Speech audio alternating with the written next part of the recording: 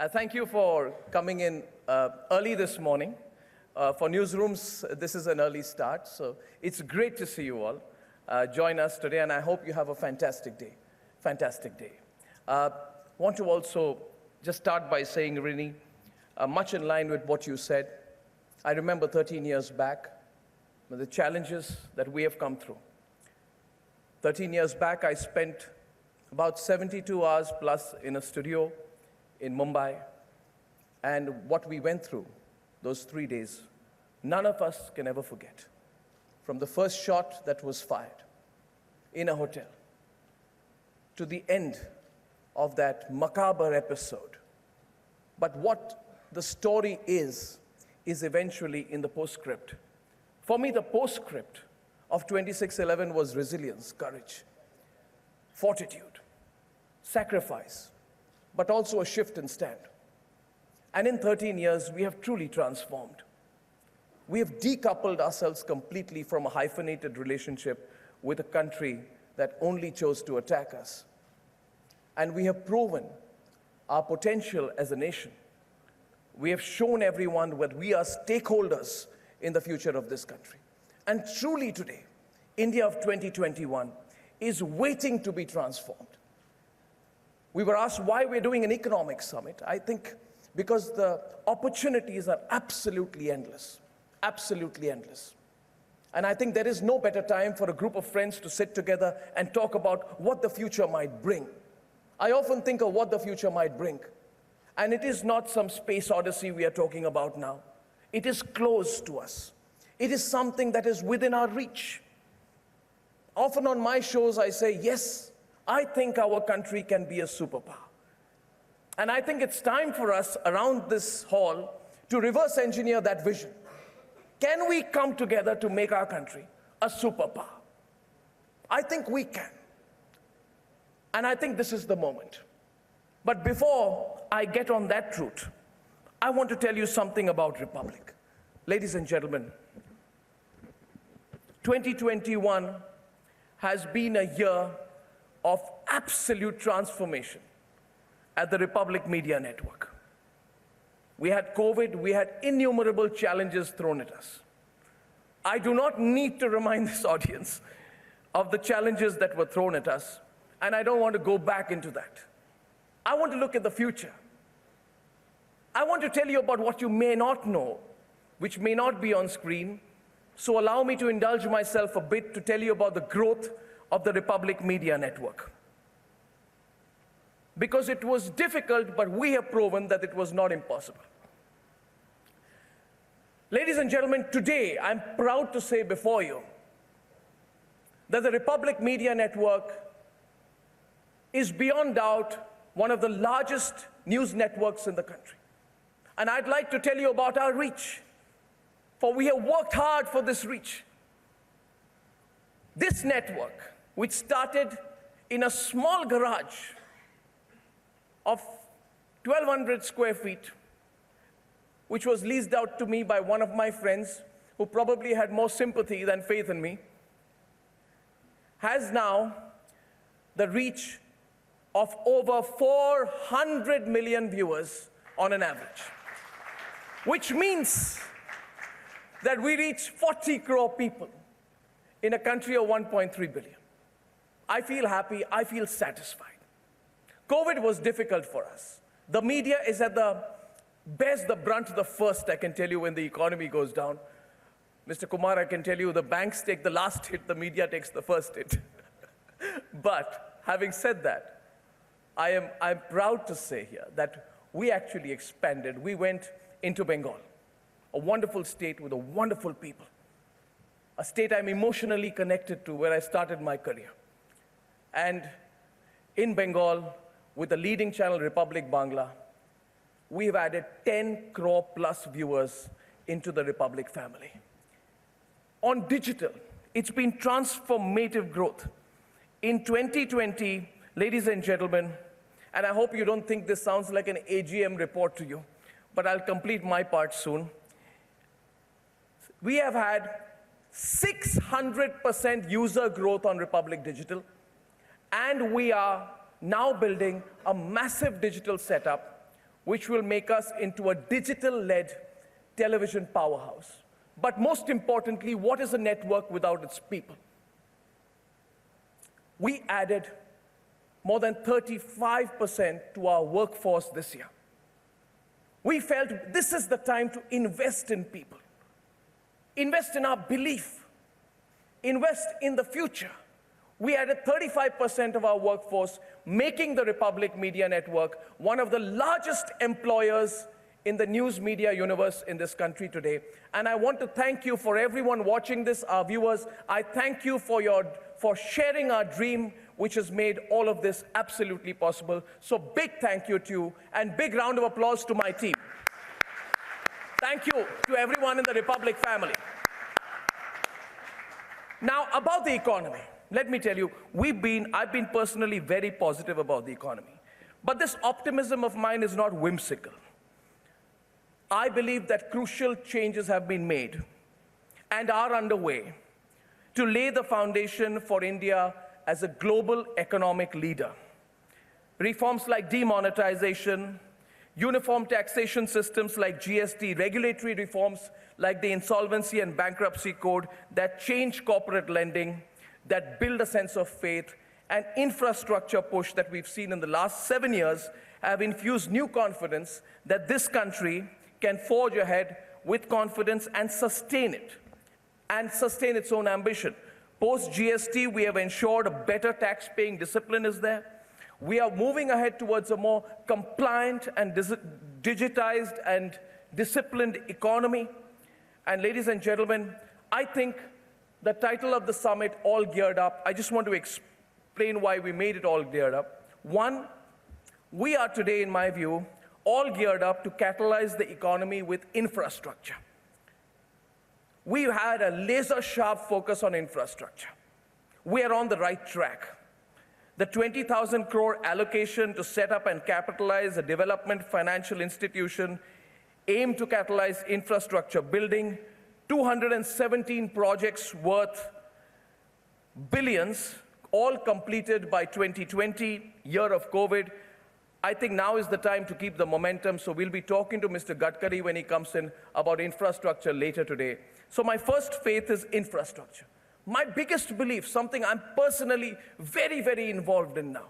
I spend a large amount of my time talking to tech entrepreneurs, trying to understand the digital business, not just for what Republic will do, but on Saturday I was in Bengaluru. I had many sessions with the digital entrepreneurs of this country, and I think that is the catalyst. So my second point today is that I think we are all geared up because to digitize our future.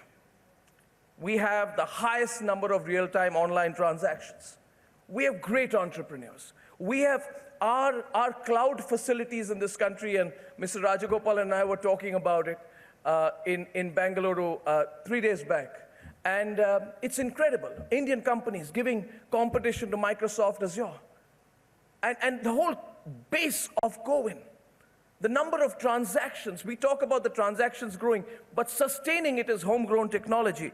So I think that if we have a consumer digital economy that is pegged to touch 800 billion by 2030, the question we should ask ourselves today, why should it be 800 billion?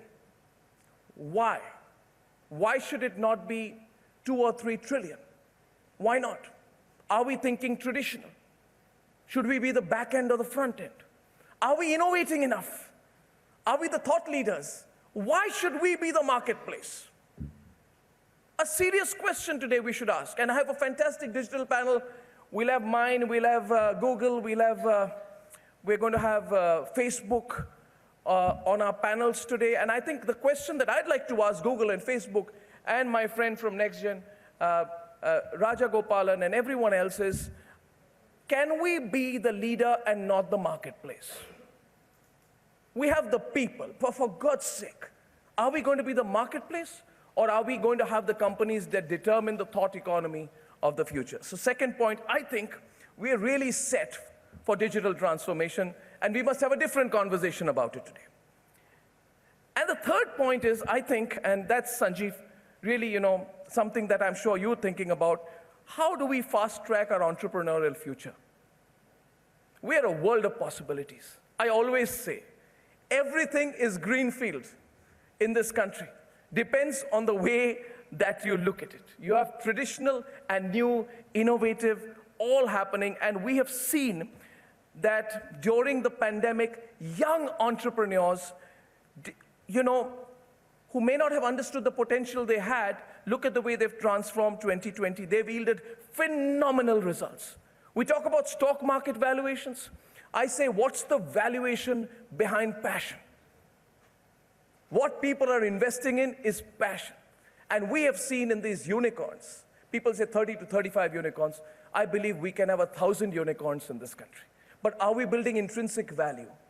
For me, it's not just about valuation. It's about the intrinsic value of the companies, intrinsic value of the entrepreneurs, intrinsic value of the entrepreneurial spirit, intrinsic value of thought leadership combined with all. Let us come together, turn the economy and the demography to our favor. The next decade, I think, is perhaps the most important in India's economic history.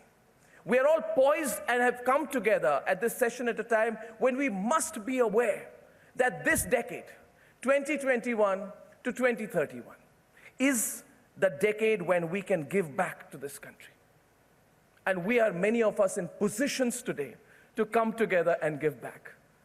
And whatever we may have achieved for ourselves must now be a massive giving back to our country, where we remember we keep talking about the 36% of our country being 20% and younger.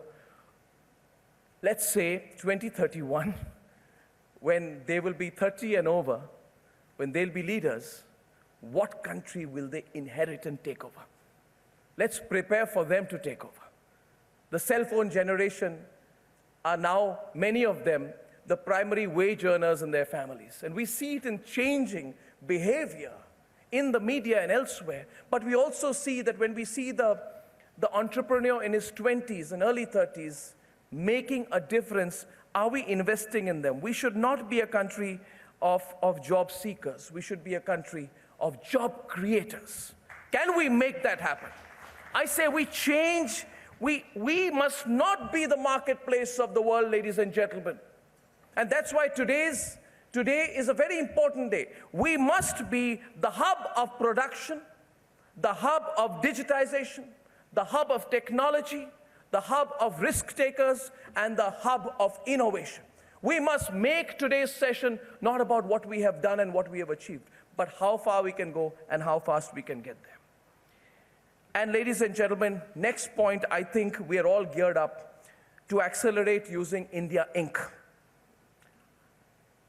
India Inc. has used the COVID crisis as a catapult to thrust itself forward and has shown a decadal high net profit to GDP.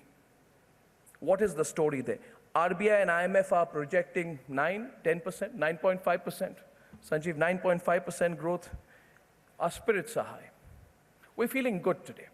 I'm sure that when you sit in South Block, you feel good today. You look back. I feel proud.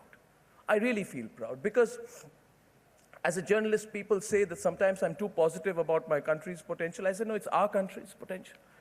And I say that look at the way we scaled up our health sector. Harsh, you represent industry. I think you must feel proud at the way the health sector has scaled up so rapidly after being undermined so much. Did we encourage them? No. Did they find the means? They did. Have we become net exporters? We have. And look at what we are doing in manufacturing. We have, scalability is actually the story I want to talk about. And I think that today's session must be about scalability. Look at how we manufactured PPEs, 3 lakh per day in just 3 months. Incredible. Look around us today now also at the global climate. I think when we have our first session on the economy, Abhishek, we should look at the situation around us as well. China. Okay, I'll not be very politically correct here. China is cracking down on successful conglomerates and corporations of its own country. This crackdown, in my view, has set the industry in China back by decades. Innovation in the digital sphere in a closed digital economy like China is limited. It's not like us. We have technology, democracy, youth, language, diversity, institutional framework. We are set. We're a contrast to China. They may have had the early mover advantage, and they may be able to push through, but Mr. Jain, you know, we're really looking forward to a first session because the US is in the middle of what is being touted as a Cold War with China and has fallen from its status as a preferred manufacturing hub. We're taking that spot. People like you are leading that charge. How far can we go? And I also look at the geopolitical climate.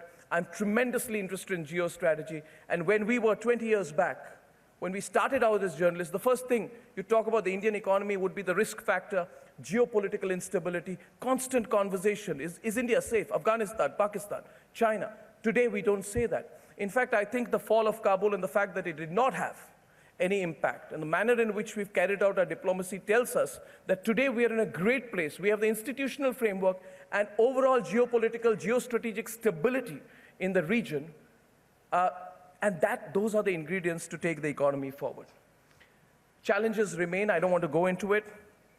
But I hope I've set some tone, Rini, to what would be the conversations going forward. Once again, I want to thank you. And I now want to end by telling you what we're doing once again. We believe in the digital dream.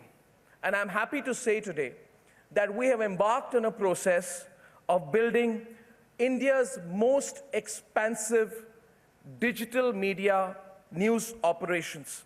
I declared the vision of Republic 2 years back. We said we will grow into languages and go into digital. And we're actualizing on the digital front, on the video space. We have hired 200 journalists recently, producers and professionals, software engineers, developers, and in-house tech team, and looking at in-house technology to build that digital dream. And for us, the Republic Media Network is a passion project. So welcome to the passion project on this Friday evening. I hope you have a great day. I hope you have really hot sessions out there on stage. I hope you disagree with each other, and out of that comes up a cohesive vision for the country's future. So thank you very much. Big round of applause to the country and to all of us. Thank you very much. Thank you. Rini.